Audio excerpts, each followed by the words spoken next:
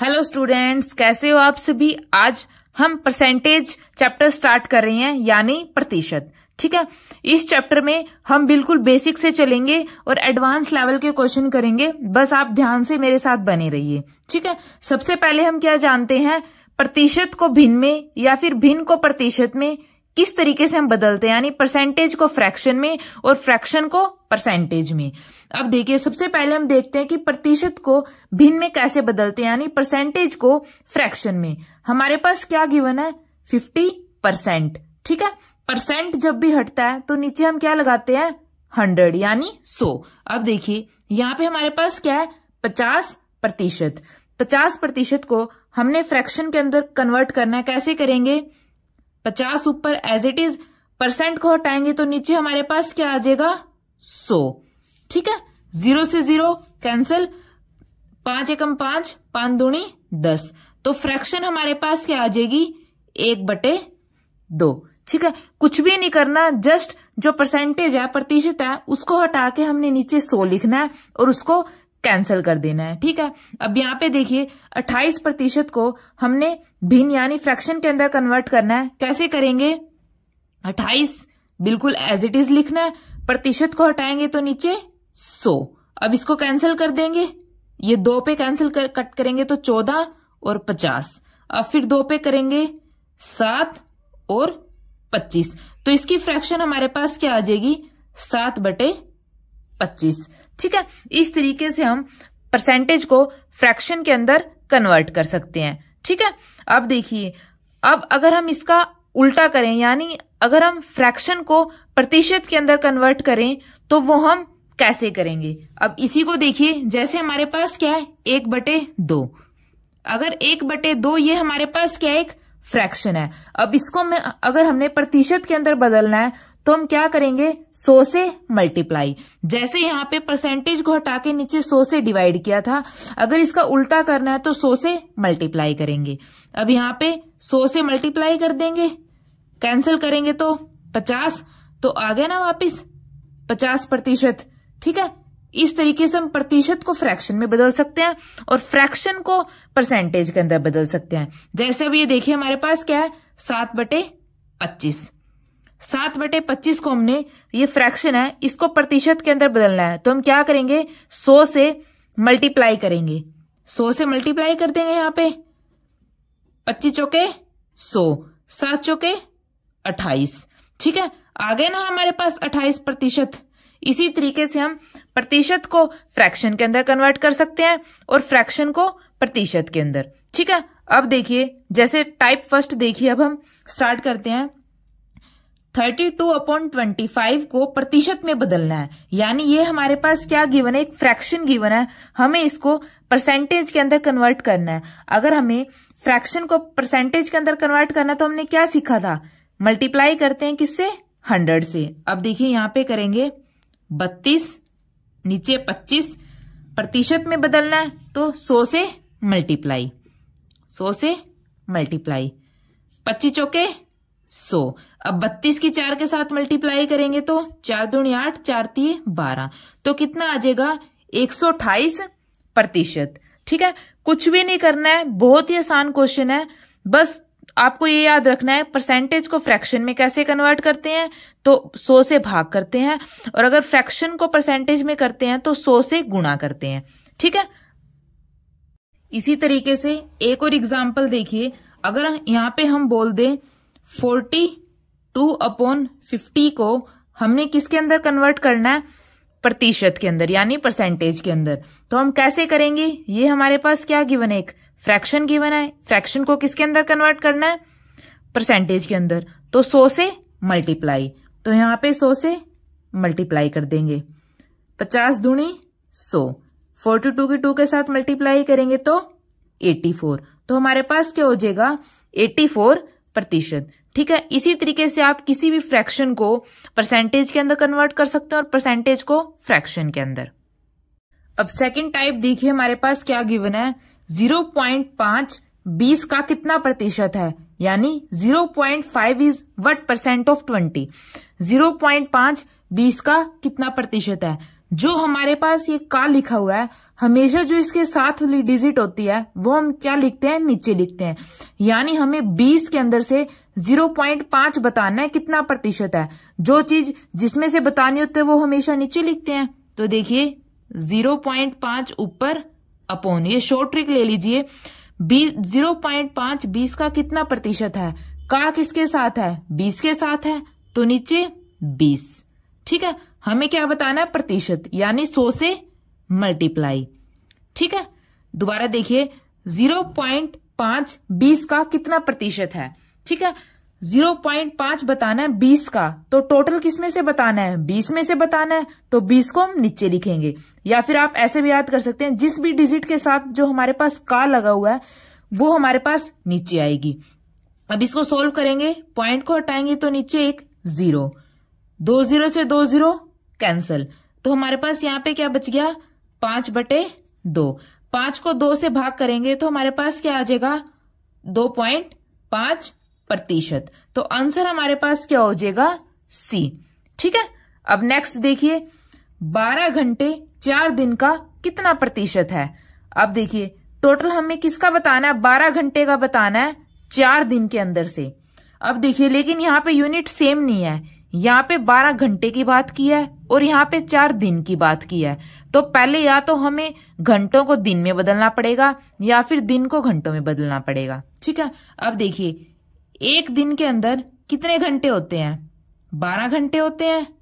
ठीक है, तो 4 दिन के अंदर कितने घंटे होंगे, इसको 4 से मल्टीप्लाई कर देंगे, 12 × 4 कितना हो जाएगा, 84, यानी 4 दिन के अंदर कितने घंटे हो जाएंगे, 48। ठीक है, अब हमें क्या बताना है, 12 घंटे 4 दिन का कितना प्रतिशत है, तो कितने का बताना है, 12 घंटों का, और का किसके साथ है, किसके अंदर से बताना है, 4 दिन से, तो नीचे हमारे पास क्या आना चाहिए, 4 दिन। लेकिन 4 दिन के अंदर कितने घंटे होते हैं, 48, तो नीचे 48 मल्टीप्लाई 100, क्योंकि हमें प्रतिशत के अंदर बदलना है। देखिए ठीक है, अब देखिए इसको कैंसिल करेंगे तो ये 4 पे। ठीक है, अब 4 को अगर हम 100 से कैंसिल करेंगे तो हमारे पास क्या आएगा, 4 दूनी 8, 4 पंजे 20, तो टोटल हमारे पास कितना आ जाएगा, 25%। तो आंसर हमारे पास क्या हो जाएगा, बी। ठीक है, ये ध्यान रखना है, अगर घंटे पूछे हैं तो यहाँ पे भी घंटे ही होने चाहिए, हम घंटों को दिन के अंदर से नहीं निकाल सकते। यूनिट हमारे पास क्या होनी चाहिए, हमेशा सेम होनी चाहिए। ठीक है, एक बार दोबारा देखिए, एक दिन के अंदर कितने घंटे होते हैं, 12 घंटे, तो 4 दिन के अंदर कितने हो जाएंगे, 12 को 4 से मल्टीप्लाई कर देंगे, 48 घंटे। ठीक है, अब 12 घंटे बताने हैं किसमें से, 48 में से, क्योंकि का किसके साथ है, 4 दिन के साथ, बट मल्टीप्लाई बाय में 100, तो सोल्व करके हमारे पास क्या आ जाएगा, 25%। चौथा क्वेश्चन देखिए हमारे पास क्या गिवन है, एसएससी सीपीओ 2019 में पूछा गया है ये क्वेश्चन, ध्यान से देखिए। 5 लीटर का 8% है, 5 लीटर का हमने 8% बताना है कि हमारे पास क्या होगा। अब ध्यान देखिए, यहाँ पे यूनिट हमारे पास क्या चल रही है, लीटर, और आंसर हमने किसके अंदर निकालना है, मिलीलीटर के अंदर। ठीक है, तो सबसे पहले लीटर को मिलीलीटर के अंदर कन्वर्ट करना पड़ेगा। तो कैसे करेंगे हम, 1 लीटर के अंदर कितने मिलीलीटर होते हैं, 1000। अब देखिए जो 1 लीटर होता है उसके अंदर कितने होते हैं, 1000, यानी 1000 मिलीलीटर होते हैं हमारे पास। ठीक है, अब देखिए 5 लीटर का हमें 8% बताना है।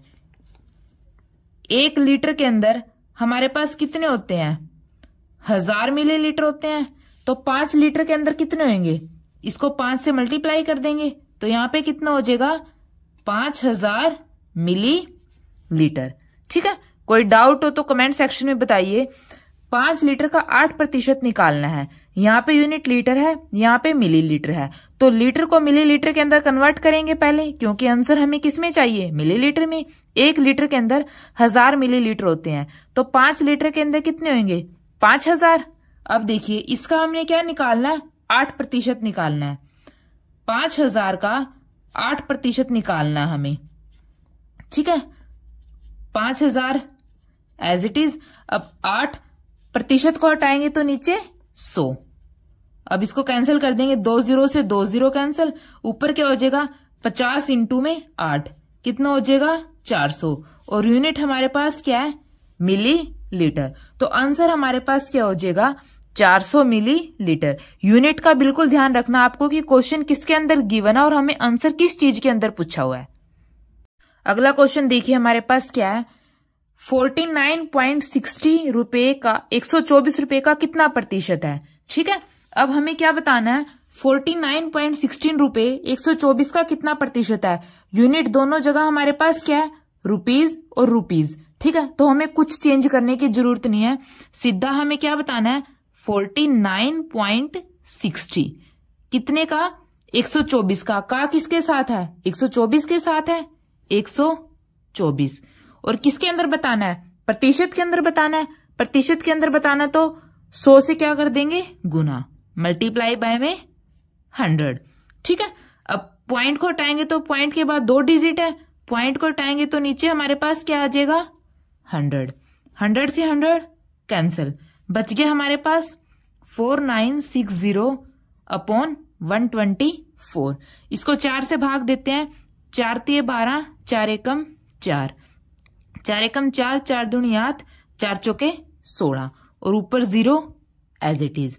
अब इसको 31 1240 को 31 से भाग देंगे तो हमारे पास क्या आ जाएगा 4 और साथ में 0, तो आंसर हमारे पास क्या आ जाएगा 40। ठीक है, कुछ भी नहीं करना, जस्ट आपको थोड़ी कैलकुलेशन अच्छी करनी पड़ेगी। ठीक है, अब अगला क्वेश्चन देखिए, 1/3 का कितना प्रतिशत 2/3 है। 2/3 बताना है 1/3 का कितना प्रतिशत है। का किसके साथ है 1/3 के साथ, यानी ये हमारे पास क्या हो जाएगा नीचे आएगा, तो ऊपर 2/3 नीचे 1/3, और हमें क्या बताना है प्रतिशत बताना है तो 100 से गुना। ठीक है, अब देखिए ये ऊपर चला जाएगा 2/3 मल्टीप्लाई 3/1 और 100 से मल्टीप्लाई, 3 से 3 कट जाएगा, 2 की 100 के साथ मल्टीप्लाई करेंगे तो 200 और पीछे परसेंटेज, तो आंसर हमारे पास क्या हो जाएगा 200%।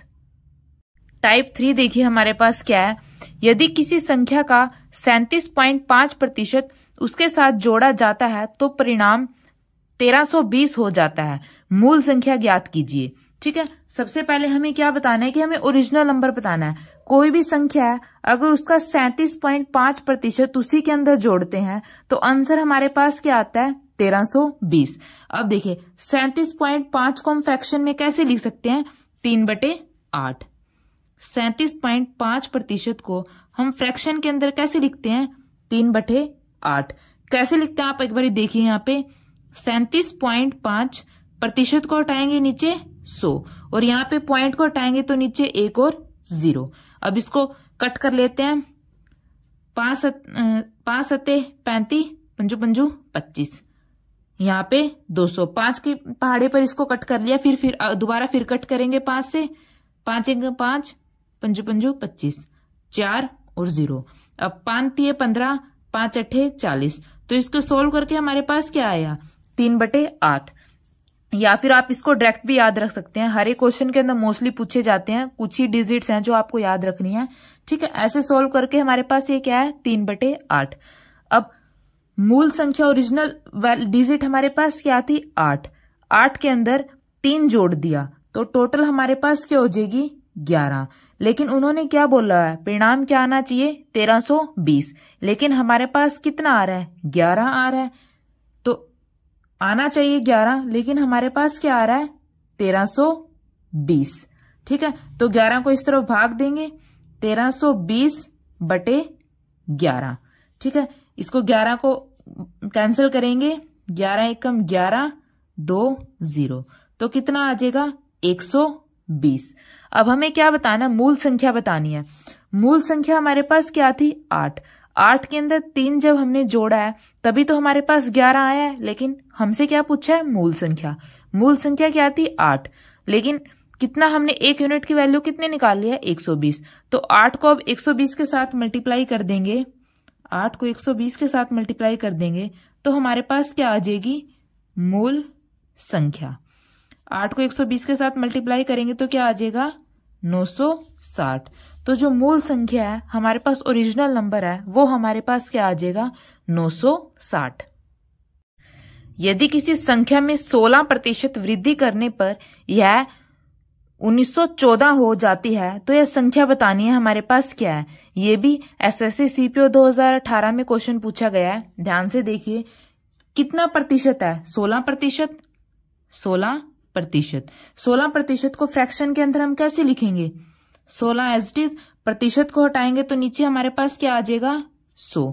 अब इसको कैंसिल करेंगे तो हमारे पास क्या हो जाएगा 4/25, यानी 25 हमारे पास ओरिजिनल संख्या थी, उसके अंदर हमने 4 की वृद्धि करनी है। 25 ओरिजिनल थी, 4 की अंदर वृद्धि करनी है तो हमारे पास कितना हो जाएगी 29। लेकिन वृद्धि करने पर आई कितनी है 1914, तो 29 की वैल्यू किसके इक्वल है 1914। तो 1 की वैल्यू किसके इक्वल आ जाएगी 29, यहाँ पे डिवाइड हो जाएगा। अब हमें क्या निकालना है, संख्या बतानी है कि जो ओरिजिनल संख्या क्या थी। अब इसको पहले भाग देंगे तो हमारे पास क्या आ जाएगा 66। ठीक है, अब हमें क्या निकालनी है मूल संख्या। मूल संख्या हमारे पास क्या थी 25। 25 के अंदर 4 हमने की वृद्धि की थी तभी हमारे पास 29 आया था। ठीक है, तो मूल संख्या हमारे पास क्या थी 25। 25 को किससे मल्टीप्लाई कर देंगे 66 से। इसको सोल्व करेंगे तो हमारे पास क्या आ जाएगा 1650। तो आंसर हमारे पास क्या हो जाएगा सी। ध्यान से देखिए बहुत इंपॉर्टेंट क्वेश्चन है। 16% की वृद्धि करनी है। 16% को अगर हम फ्रैक्शन के अंदर चेंज करेंगे तो हमारे पास क्या आ जाएगा 4/25। 25 हमारे पास मूल ओरिजिनल नंबर था, उसके अंदर हमने 4 की वृद्धि करनी है। 25 + 4 29, लेकिन वृद्धि करने के बाद आ कितना रहा है, इतना आ रहा है 1914। तो 29 किसके इक्वल हो जाएगा इसके इक्वल। अगर 1 की वैल्यू निकालनी है ये आ जाएगी। अब हमें क्या निकालनी है मूल संख्या। मूल संख्या हमारे पास क्या थी 25, तो इसकी 25 के साथ गुना कर देंगे तो हमारे पास क्या आ जाएगा 1650।